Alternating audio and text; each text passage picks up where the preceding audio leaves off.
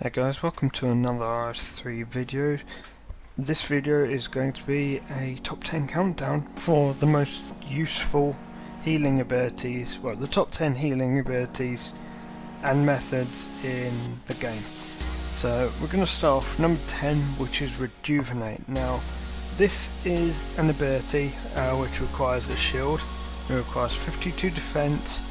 It's an ultimate ability, which means it consumes all of your adrenaline and requires 100 adrenaline, and it's on a 5-minute cooldown, which it shares with a number of other abilities.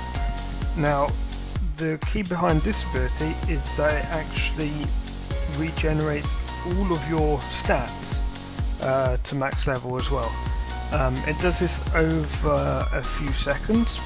It heals up to 40% of your health, and the only reason why it's so low down is because of the shield requirement. Not everyone uses shield with everything. At number 9 we have the Saradomin Godsword, and in particular the special ability that it gets. Now the Godsword itself requires 75 attack to use, and you have to be using melee for it to be useful. But it's a special ability that requires 50 adrenaline. It does not consume all 50 adrenaline, and it has no cooldown, which means you can use this constantly as long as you're building adrenaline up. The ability deals damage to the enemy and heals you for a percentage, but on top of this it also increases your prayer by a small percentage as well, which is why it's as high as number 9, considering it's just one item for one combat discipline. At number 8 we have Balanced Strike, which is an ultimate ability. It requires 100 adrenaline and consumes it all. It's on a 2-minute cooldown, and it requires you to have 85 attack to use this ability. In addition, to obtain this ability you have to have done the World Wakes quest, which also requires a combat level of 100. Now Balanced Strike is an unusual one. It is the largest heal potentially in the entire game, and it does a huge amount of damage.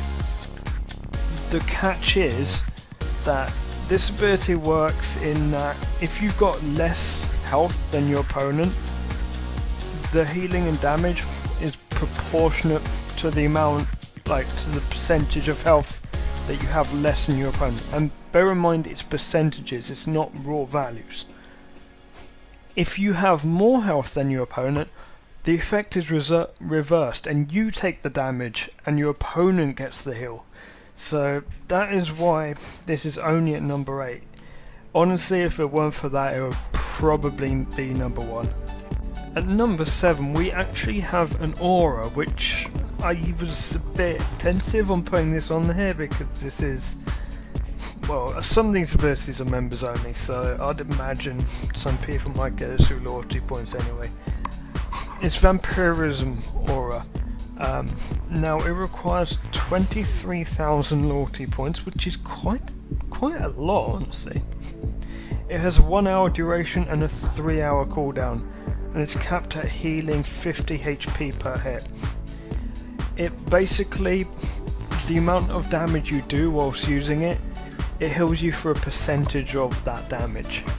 So it works sort of similar to the way Soul Split works, but a lot less, and it's only with an aura, which obviously has a long cooldown period. At number 6 we have my personal favourite healing in the game, and this is the Sacrifice ability. It's a basic ability, which means it requires no adrenaline, and it's on a 30-second cooldown. In addition, this deals damage and can be used in any discipline, so put on number 1 in your action bar when you're using Revolution. It doesn't have any requirements, however you have to obtain this ability either having had it from World Event 2, or it's a very rare drop in Gobble's Dungeon. It drops off some Bandos monsters, Avian Seas, and also the Bandos and Armadillo Gobble's bosses. So good luck, they're quite harsh drop rates. And the way this ability works is use it once, it hits for an amount of damage, and you are healed for I think 250% of that damage. So it hits for 100% your weapon damage, heals you for 250%. That's on a 30-second cooldown, and it's pretty good. At number 5 we have Guthic's Blessing. Now this is probably the best ability, or maybe the best ability that you get from the World's Weight quest. It requires 85 Constitution. It's an ultimate ability, which means it consumes all your adrenaline, needs 100 to function, and it's on a 5-minute cooldown. It shares this cooldown with a number of abilities, such as Ice Asylum, Rejuvenate and Enhanced Excalibur. I won't go into Enhanced Excalibur on this list, but it virtually does the same thing. But Guthic's Blessing is also, it's weak in that it basically spawns a butterfly which flies around you. It's got 1 HP for a few seconds and heals you constantly, up to 40% of your maximum health. However, if that butterfly gets hit through an AoE or a monster is lucky to hit, or an enemy player, the healing stops. So yeah, it can be a real pain, and slightly unreliable because of this. Coming in at number 4 we have Icy Asylum. Now this is very similar to Guthic's Blessing. In fact, it also shares the same cooldown restrictions as Guthic's Blessing. It has a 5-minute cooldown, and it is an ultimate ability exactly like Guthic's Blessing. It requires 92 Constitution, and it's obtained through the Dig Site quest. You have to go back and talk to the guy. He gives you a book which gives you a bunch of abilities. The only useful one is Icy Asylum. The other one are threshold abilities for attack, range and magic. But the difference is that Icy Asylum places crystal on the ground, and anyone standing around that crystal or anywhere near it will get healed for an amount. Now this equates to about 35% of your health that heals up, so it's slightly less than Guthic's Blessing. So if you're playing on your own, Guthic's Blessing might be a bit better, but Icy Asylum is an AoE heal, so that's why it's higher than Guthic's Blessing, honestly. The third best healing method in the game is using such a basic ability in the game. It's Regeneration. Now, Regeneration in my opinion is so reliable. It is an out of combat ability, it has no cooldown and no requirements. However, you do need adrenaline to use this. Now, I'll quickly explain. The amount that this heals over time as soon as you come out of combat when you've got it turned on, and it will consume your remaining adrenaline a lot faster than it will go down normally, and it will heal you for a small amount per adrenaline, per 10 adrenaline specifically, over 6 seconds. Now, because this has no cooldown, you can often use this if you're doing like Slayer and you're taking a bit of damage. You'll stop pulling monsters for a second, use Regeneration, top up your health a bit more, fight another monster, do it again, and do it again, and you'll eventually get full health through it. But it basically keeps you in the fight a lot longer. Well, not in the fight, but it keeps you from needing so much food. And honestly, this is just so basic and has no requirements. There is nothing bad about this ability, and honestly the only thing that lets it down is it can't be used in combat. But honestly, if it could, that would be overpowered. Now at number 2, some of you may really disagree with this, and I completely understand. I'm putting food as number 2. Now originally I was going to leave food off this list completely, but I do feel there is something that is better than food in the game at healing, guys. So food, as everyone knows, are consumable items of varying levels. They heal for varying amounts, and some foods The more constitution level you have, the better the heal. You can use these in combat, you can use these freaking anywhere. Take damage thieving, take damage agility training. Use food to top back up, because these require no drink, they're consumable. The only problem is that they take up bag space, and that is why these are actually these are not number one, because of that bag space requirement, and because you can only have a finite amount of them. So yeah. Now some of you higher levels will know exactly what's coming. Like a lot of you will probably know exactly what number one is. Some of you may not, if you've not actually seen these in action. Now, before that, I'm gonna make some honourable mentions. Resonance. It's a basic ability, 30-second cooldown, requires a shield, 48 defense, gives you 5 seconds. The first hit you take in that 5 seconds, you heal for instead of taking damage for it.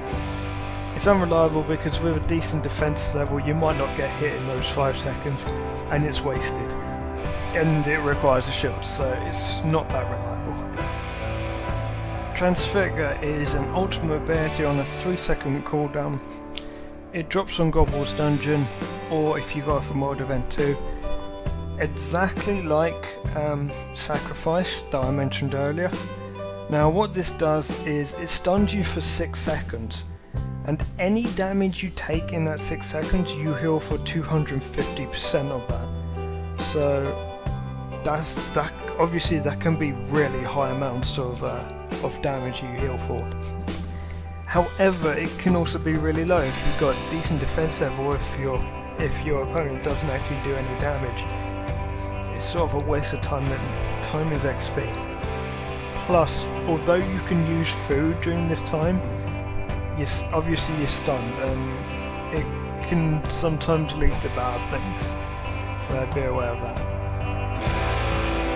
Another honourable mention is potion mixes. Now, the only reason why this is off the list is because I remember Band Strike existed just before making this video, honestly. I was going to put this in at number 10. Now, potion mixes, they boost your stats, they're consumable, they don't have any requirements, but although they boost your stats and heal you at the same time, most people often take potions over those because the benefit to stats you get are better from those. And if you're using some of the other healing abilities, the healing, well, and even if you're using food, the healing from these potion mixes are not that substantial. Now, believe it or not, you can actually use enchanted Onyx bolts for healing. Their special is that they heal you for an amount of the damage you do, and it's quite a strong heal. It requires having a crossbow because they are bolts, and you need 80 range to wield them. However, there is a huge downside to the fact that these cost around 8.5 thousand GP each per one bolt. 8.5k. If you use 100 of these, it is 850k. That is ridiculous, and it's just way too expensive to use anywhere. And these prices are not going to ever change because the out prices for these are 9k, and people use this to train mage really high through high alchemy, and that is why these prices will never change. This will never be more than an honourable mention, just because even though it's got really high healing, it's just too damn expensive to use. And one final honourable mention is the Blood Amulet of Fury. Now this is a neck item that is degradable. It's basically made to attaching an item to a Fury necklace. Now to create it you need 80 crafting, or you need an assist of 80 crafting, because guys, this item is untradeable. The requirements, like the the gold requirement to make these is 9 mil, so it can be a little bit expensive. It's degradable though, it's got a maximum of a few thousand charges. But I mean, you can repair this with 2k blood runes or up to 1 million GP. The reason why it's off the list is because it is rather expensive and it's a degradable item. I don't know, I didn't really think I should put that on there, especially when Vampyrism aura is... I mean, Vampyrism aura is only number 7. Anyway. Now that we've got the honourable mentions out of the way, I can announce the number 1 best healing method in the game. A lot of you probably saw this coming. It is Soul Split, which is a ancient curse. It's a prayer in the ancient curse prayer book. It requires 92 prayer, so it's really not that accessible. The fact that this is number 1, despite how difficult and expensive it is to get to, shows how useful it is. It requires the Temple at Centiston quest to complete. Because it is an ancient curse, you need that quest for the ancient curses. What it does is it heals you for a large percentage of the damage you deal, and it is not capped. It basically, this is the sustainability. If you have Soul Split, you don't need food, like anywhere. I mean, maybe bosses you'll take food just to be safe, but with Soul Split does so much healing. And it only requires prayer, and honestly, recovering prayer through super restores and things like that is much easier than restoring it through something like restoring your health through something like Rock Tails.